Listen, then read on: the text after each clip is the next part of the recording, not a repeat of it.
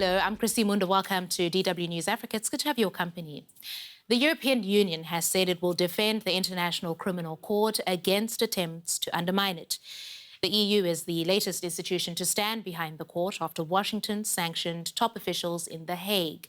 Now, the ICC's chief prosecutor, Fatou Bensouda, and her top aide, Pakiso Mochokocho, have been blacklisted by the Trump administration over the court's investigation into whether US forces committed war crimes in Afghanistan. Now, on Wednesday, the US Secretary of State, Mike Pompeo, announced the sanctions on Bensouda, accusing the ICC of continuing to target Americans. In June, the Trump administration authorized the imposition of economic sanctions against foreign persons directly engaged in ICC efforts to investigate U.S. or allied personnel and those who materially assisted in that effort. Today, we take the next step because the ICC continues to target Americans, sadly.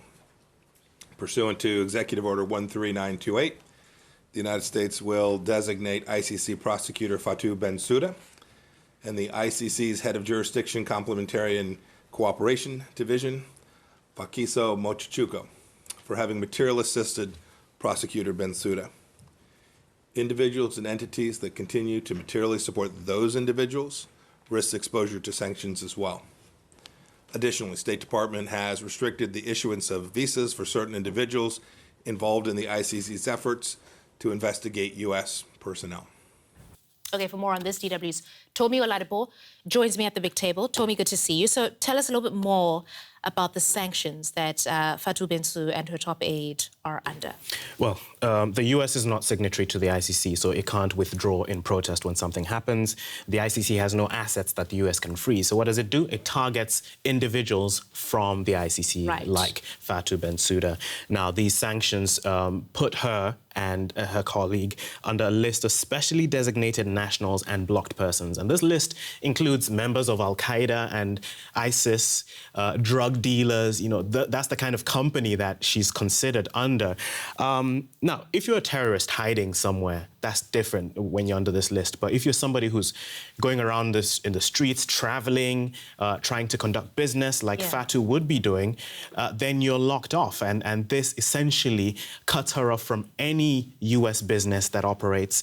And that's to add to the fact that she's already had her visa revoked. That was done in US visa in 2019. Right. Okay. So, Tomi, I remember the last time the US went after an African holding position at a senior organization, the WTO's... WHO. WHO, there we go. Thank you for that.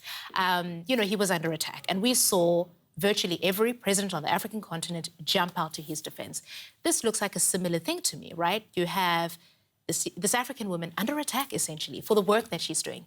And nobody's saying anything on the continent. The difference here is that the ICC has targeted some of these African countries in the past relating to some of its cases when it comes to genocide, when it comes to war crimes. Right. And in fact, in 2017, the African Union backed a mass movement in Africa to exit the ICC. A lot of African countries felt that the ICC was targeting African countries. And so if you look at cases like Omar al-Bashir, former Sudanese president who was under an arrest warrant by the ICC. You also have Kenya's President Uhuru Kenyatta as well, who faced charges.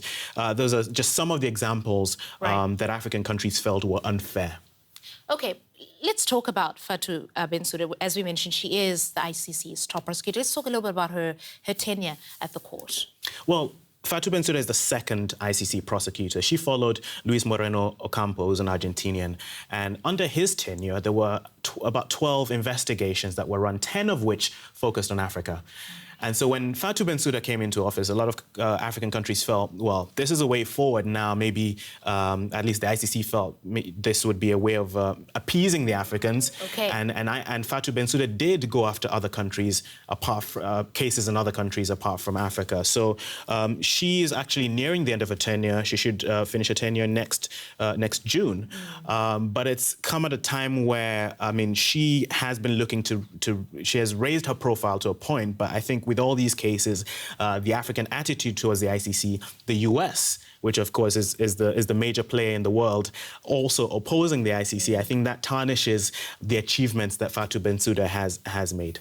All right, Tomi, I mean, we must leave it there, but we know that the EU and various other organizations, the ICC itself, have come out slamming what has happened, the decision taken by the United States. Tomi, as always, thank you for coming in with that insight.